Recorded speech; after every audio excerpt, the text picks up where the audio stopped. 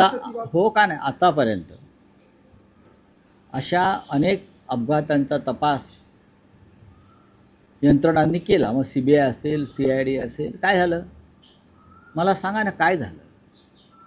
गेल्या वर्षभरामध्ये असे किती अपघात झाले तुम्हाला माहिती आहेत का? काय माहिती आहे? परवा झारखंडवरून निघालेली एक एअर ॲम्ब्युलन्स कोसळली, त्या 6 जण ठार झाले. DGC. त्याच्या आधी मुंबई विमानतळावर ते खाजगी विमान कोसळलं. आणखीन काही भागात अशा विमानांचे अपघात झाले.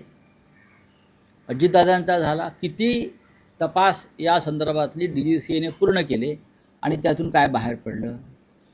काय म्हणतात तर ब्लॅक बॉक्स जळाला तो मिळणार नाही, ब्लॅक बॉक्स सुरक्षित आहे. DGC खोटं बोलत आहे.